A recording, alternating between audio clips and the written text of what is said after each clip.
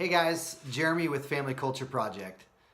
Have you ever had your kids say something to you that just made your brain hurt because the logic was so terrible? Well, studies show that that part of our brain, the logic and reasoning, is literally the last thing to form in our brain, usually in the early 20s to mid 20s. So our kids often make decisions based on their emotions or their previous experience or what they've kind of gathered from the world thus far. So oftentimes they can make these crazy jumps in logic where leaves us scratching our heads wondering how in the world they got there. I know for me, it's very easy for me to immediately jump in and try and fix it, try and resolve this bad logic, try and bring wisdom to their world. And oftentimes I don't always go about it the right way. The difficulty for me comes in my wisdom delivery system, which is sarcasm.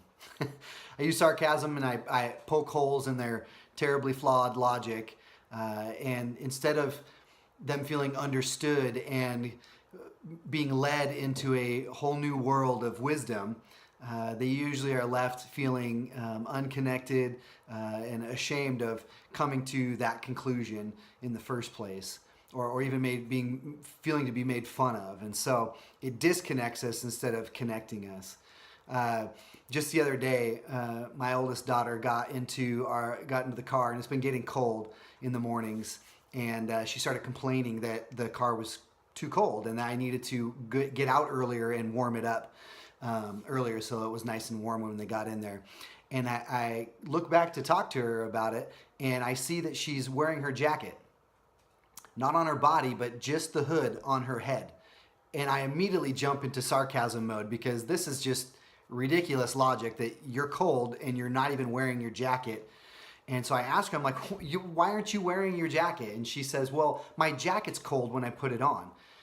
And so then that led me to sarcastically teach her about thermodynamics and putting her coat on, and like how a blanket keeps your warmth in, that's what your jacket does, and she needs to put her jacket on earlier. Good life wisdom, but totally unaccepted because of my delivery method. She just gave me the stone cold look of, whatever, Dad, I'm not listening to you anymore. Our kids need our wisdom and our life experience, but they need it delivered in a constructive way, just like you and me. I mean, you don't like taking advice from someone if you don't feel like they care about you or if they're delivering it in a sarcastic way, right? I want to share a couple of things from a book that's been a great resource to us by Dr. John Gottman. The book is Raising an Emotionally Intelligent Child. Here's a couple of things that he says. He says, statements of understanding should precede statements of advice. That's pretty good. In other words, we should connect with our kids and help them to know that we understand where they're at and how they've arrived at what they're thinking before we give them advice. We know that they know that we care about them.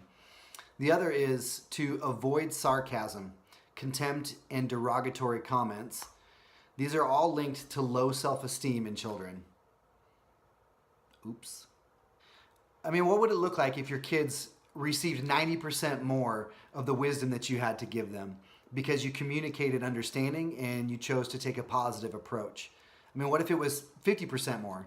If you're like me and you're just full of incredible wisdom, think of how many more life lessons they're going to learn and that might actually stick. If we can bring it in a positive way instead of such a hard to swallow pill when we come with sarcasm.